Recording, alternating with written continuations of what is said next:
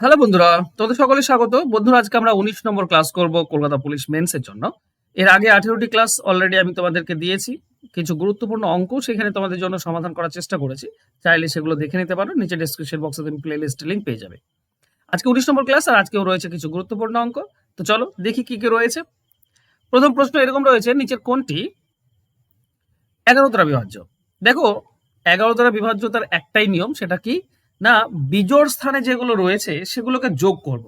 যোগ করলে একটা সংখ্যা পাবো, আবার জোড় স্থানে যেগুলো রয়েছে সেগুলোকে যোগ করব, দিয়ে তাদের যে বিয়োগফল, এই বিয়োগফলটা 0 হবে কিংবা 11 হবে কিংবা 11-র গুণিতক, মানে 22, 33, 44 এরকম হবে। যেটা অপশনে আমাদের মিলবে সেটাই আমাদের উত্তর হবে। চলো অপশন এ ধরে কাজ করি। প্রথম অপশনে বিজোড় স্থানে কি রয়েছে? 8, 8, 8, 8, চারটি 8 রয়েছে, 1, 3, 5, সরি, হ্যাঁ 1, 3, 5 এবং 7 নম্বর জায়গায় চারটি 8 রয়েছে। চারটি 8 মানে 32 যোগ করলে। আচ্ছা 2, 4 ও 6, 3 জায়গাতে 3টে 7 আছে, 3টে 7 মানে 21। 32 থেকে 21 বাদ দিলে কত হয়? 11 হয়। 11 হচ্ছে, তার মানে এটাই আমাদের উত্তর হবে। এই পুরোটা অপশন এটা পুরোটা 11 দ্বারা বিভাজ্য। আশা করছি বুঝতে পেরেছো। আর একটা জিনিস বলি, পরীক্ষাতে ম্যাক্সিমাম ক্ষেত্রে দেখি আমরা 11 দ্বারা বিভাজ্যতার নিয়মটাই কাজে লাগে বেশি। তো এটা অবশ্যই তোমাদের জানা উচিত সবার। ওকে, চলে যাবো নেক্সট কোশ্চেনে। কোন সংখ্যা থেকে সংখ্যাটির অঙ্কগুলির সমষ্টি বিয়োগ করলে বিয়োগফল সর্বদা কত দ্বারা বিভাজ্য হবে? আচ্ছা, এখানে 2 অঙ্কের বা 3 অঙ্কের বা 4 অঙ্কের সংখ্যা বলেনি, তো তুমি নিয়ে নাও। ঠিক আছে, নিয়ে নাও 2 অঙ্কের বা 3 অঙ্কের যে কোনো নাও। ঠিক আছে, আমি একটা 2 অঙ্কের সংখ্যা নিচ্ছি, ধরে নাও 2 অঙ্কের সংখ্যা 37। 37 থেকে বাদ দেবো 3 আর 7-এর যোগফল। 3 আর 7-এর যোগফল হচ্ছে 10। তাহলে 37 থেকে 10 বিয়োগ করলে হয় 27। 27 অপশনে একটা, অপশন এ দ্বারা বিভাজ্য।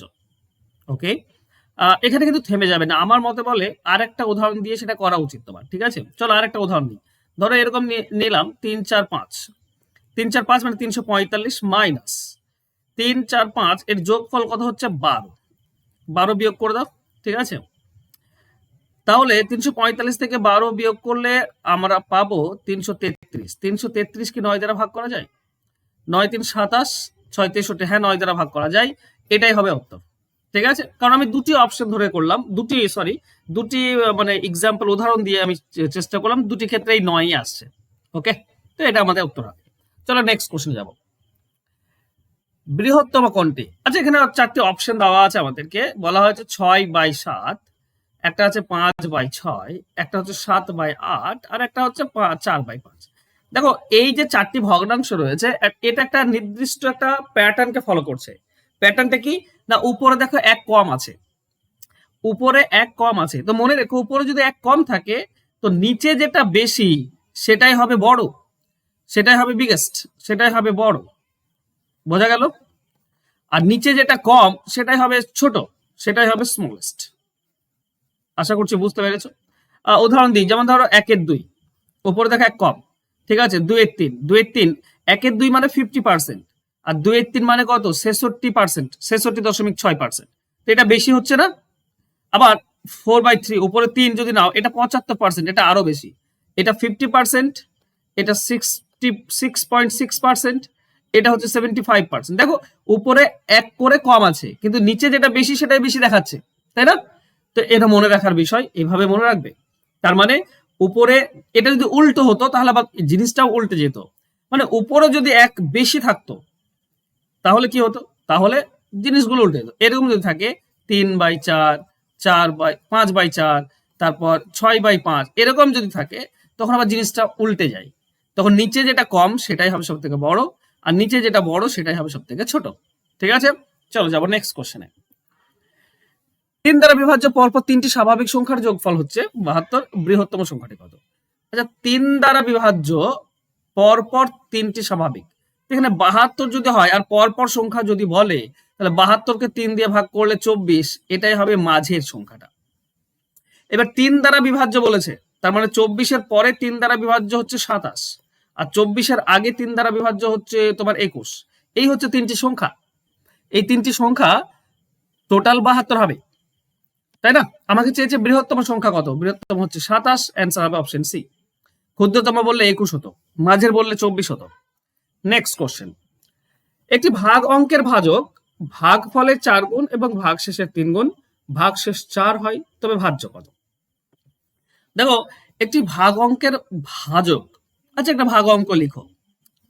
ভাজক ভাগফলের 4 গুণ আর ভাগশেষের 3 গুণ, ভাগশেষ 4। আচ্ছা ভাগশেষ 4 এটা বলেছে কি, দেখো খেয়াল করো ভাজকটা কি হবে, তা ভাগফলের 4 ভাগশেষের 3 গুণ, তো ভাগশেষ তো 4, এর 3 গুণ হচ্ছে ভাজক। 3 গুণ মানে কি 12। আচ্ছা এই যে ভাজক 3 গুণ, এটা ভাগফলের আবার 4 গুণ। আচ্ছা ভাগফলের 4 গুণ যদি 12 হয় তাহলে ভাগফল হবে 3, কারণ 3 এর 4 গুণ 12। এবার মিলিয়ে নাও, দেখবে তোমার কাছে স্পষ্ট হয়ে গেছে। ভাজ্য বের করার নিয়ম কি? ভাজ্য বের করার নিয়ম হচ্ছে ভাজক ইন্টু ভাগফল যোগ ভাগশেষ, তার মানে 40। এটা হবে উত্তর, অ্যান্সার হবে অপশন বি।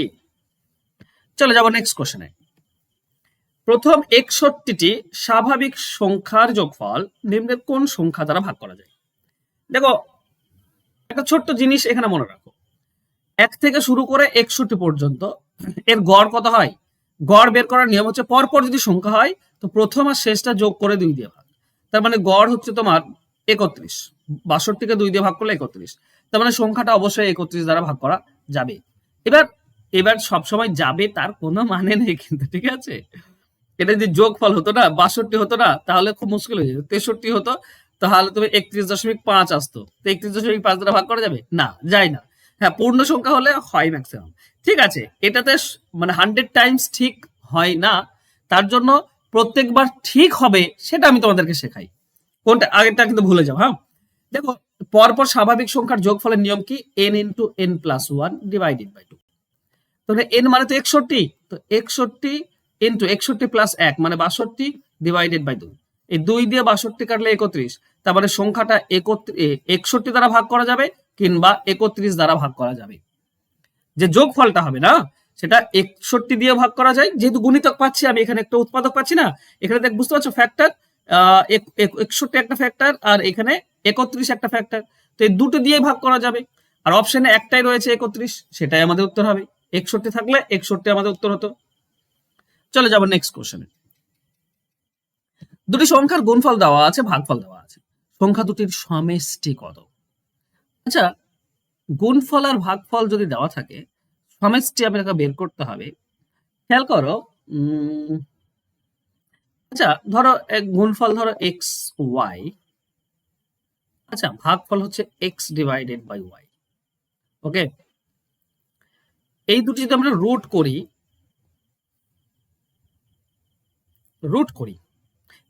আর এই দুটি গুণ করে, মানে গুণ করে যদি রুট করে দিই তাহলে হবে কি, এইটা আর এইটা কেটে যাবে, তাহলে আমরা রুটের ভিতরে এক্স স্কোয়ার পাবো, আর এক্স স্কোয়ারের রুট করলে শুধু এক্স পাই, মানে বড় সংখ্যাটা পাই। বুঝতে পারছো? আচ্ছা যদি রুটের ভেতর আমরা ভাগ করি, মানে এক্স ওয়াই আছে তো, একে এক্স ওয়াই দিয়ে ভাগ, এক্স বাই ওয়াইটা উপরে চলে যাবে, তাহলে এক্স এক্স কেটে গেলে দুটি ওয়াই, আর রুটের ভেতরে দুটি ওয়াই মানে একটি ওয়াই বেরিয়ে আসবে, মানে ছোট সংখ্যাটা পাবো। বলার বক্তব্য হচ্ছে এটা, যদি আমরা এইটাকে রুটের ভেতরে এই যে 93 75 একে 15 দিয়ে গুণ করি, 15 দিয়ে যদি গুণ করে দিই তাহলে বড় সংখ্যাটা পাই, বড় সংখ্যা পাই, ঠিক আছে। আর যদি এই 93 75 একে দিয়ে ভাগ করি, কত 15 দিয়ে ভাগ করি, তো 15 ভাগ, তাহলে আমরা ছোট সংখ্যাটা পাবো, ঠিক আছে। চলো এবার একটু আমরা এই করে নিই, এটা 15 দিয়ে ভাগ করো, ঠিক আছে, এটা একটু ছোট করতে হবে, যে বড় সংখ্যাটা যেটা পাচ্ছি আমি 15 6 90, 3 থাকে 37, 15 2 30, 7 থাকে 75, 15 5 কত 625 ইন্টু 15 হবে এটা, এইটা হচ্ছে 625 ইন্টু 15, একটা 15 অলরেডি আছে, তো 15 গুণ করে দাও, তাহলে কি পাবো 625 জন্য 25 বেরিয়ে আসবে, আর দুটি 15 জন্য একটা 15 বেরিয়ে আসবে, তার মানে বড় সংখ্যাটা হবে 15 আর 25 গুণ করলে 375 হয়, এটা হচ্ছে বড় সংখ্যা। ছোট সংখ্যা দেখো এটার সঙ্গে এটা কাটলে তুমি 625 পাবে, কেন বলতো, এই তো 15 একটা আছে উপরে, তাই না, এখানে একটা 15 পাচ্ছ, এখানে 15 পাচ্ছ, তো 15 কেটে যাবে, শুধু 625টা থাকবে, ঠিক আছে। বা যদি না বুঝতে পারছো, এটা উপরটাকে আমরা লিখতে পারি 625 ইন্টু 15, এটা উপরটা, নিচে তো 15 আছে, 15 কেটে যাবে, তো 625 মানে আমরা শুধু 25 পাবো। এই দুটি যোগ করলে আমরা কত পাচ্ছি 400, এটাই তো যোগফল, অ্যান্সার হচ্ছে অপশন সি। আমি জানি না তোমাদেরকে ঠিকঠাক বোঝাতে আমি পারছি কিনা, ঠিক আছে, কিন্তু যারা আমার ক্লাস রেগুলার বেসিসে করো তাদের কাছে এগুলো কিন্তু খুব বেশি কঠিন অঙ্ক নয়, ঠিক আছে। চলো নেক্সট কোশ্চেন। দুটি পরপর মৌলিক সংখ্যার গুণফল 117 হলে ওকে তাদের সমষ্টি কত? আচ্ছা 117 দুটি মৌলিক সংখ্যার গুণফল কি বলতো? 7 ইন্টু 17। ওকে না, ওকে ওকে ওকে 117 117 কয় দিয়ে ভাগ করা যায়? 13 দিয়ে যায়। 13 9 তো মৌলিক সংখ্যা নয়। ওকে, কোথায় ভুল হচ্ছে আমার? ওকে, 7 দিয়ে ভাগ করা যায়? 13 দিয়ে তো যায়। ওকে, এটা 7 দিয়ে যায় কিনা দেখি। 7 1 7 7 4 47, 7 দিয়ে তো যায় না। ওকে, 11 দিয়ে তো যাবে না। 13 দিয়ে 9 চলে আসছে। ওকে, তাহলে কত দিয়ে যাবে? 19 দিয়ে, 19, তাই না? কত? 19 6, তাহলে 19। ওকে, আমাকে তো আটকে দিল এখানটা। আচ্ছা বেশ, 117 না, 19 দিয়ে তো যায় না। তাহলে তোমার 17 দিয়ে তো যাবে না। কয় দিয়ে? 13 দিয়ে তো যাচ্ছে, কিন্তু 13 দিয়ে গেলে তো 9 একটা মৌলিক সংখ্যা আছে পরপর দুটি। আচ্ছা বেশ, এটাও তো একটা মৌলিক না, মৌলিক সংখ্যা নয়, এটা তো একটা মৌলিক সংখ্যা নয়। ওকে, এটার অ্যান্সার তোমরা করো, বুঝলে? আমার দ্বারা হচ্ছে না, আর আমি লাইভ ক্লাস তো কাটছি না। চলো নেক্সট বলেছে কোন ক্ষুদ্রতম সংখ্যাকে 13 দ্বারা ভাগ করলে 1 ভাগশেষ, 8 দিয়ে ভাগ করলে 5 ভাগশেষ থাকবে? ওকে, এটাও অপশন ধরে করা ভালো। 13 দিয়ে ভাগ করলে 1 ভাগশেষ। আচ্ছা 40 কে 13 দিয়ে ভাগ করলে 39, 1 ভাগশেষ থাকছে। 8 দিয়ে ভাগ করলে মিলে যাচ্ছে, 5 ভাগশেষ থাকছে না, এটা হবে না। 45 কে 13 দিয়ে ভাগ করা যায় না, হবে না, 1 ভাগশেষ থাকছে না। 13 13 13 13 3 39, 6 ভাগশেষ থাকছে, হবে না। 53 13 4 52, 1 ভাগশেষ থাকছে।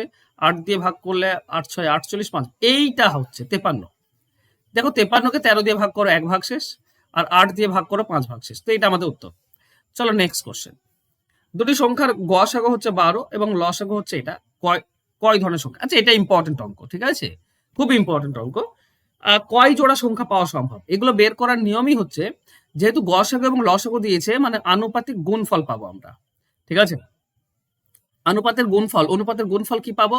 না, এই যে লসাগু ডিভাইডেড বাই গসাগু, ঠিক আছে। 12 7 84, 84 হলে এখানে 6 8 12 7 77 পাচ্ছি। 77 মানে খেয়াল করো, 1 আর 77 গুণ করলে 77 হয়, আর 7 আর 11 গুণ করলে 77 হয়, আর কিন্তু নেই। তো আমরা কি পাচ্ছি? আমরা পাচ্ছি 2 জোড়া সংখ্যা সম্ভব। 2 জোড়া, অপশন এ হবে সঠিক উত্তর। ঠিক আছে, ক্লিয়ার? ওকে, চল মেন্সের জন্য একটা ব্যাচ, তোমরা জানো যে একটা ব্যাচ শুরু হয়েছে। 299 টাকা হচ্ছে কোর্স ফি। লাইভ ক্লাস হয় গুগল মিটে, এছাড়া রেকর্ডেড ক্লাস, পিডিএফ ফাইল সবই পেয়ে যাবে। কমপ্লিট সিলেবাস হয়ে যাবে এখানে। নিউ প্যাটার্নের অঙ্ক কিন্তু আপডেট করা হয়েছে।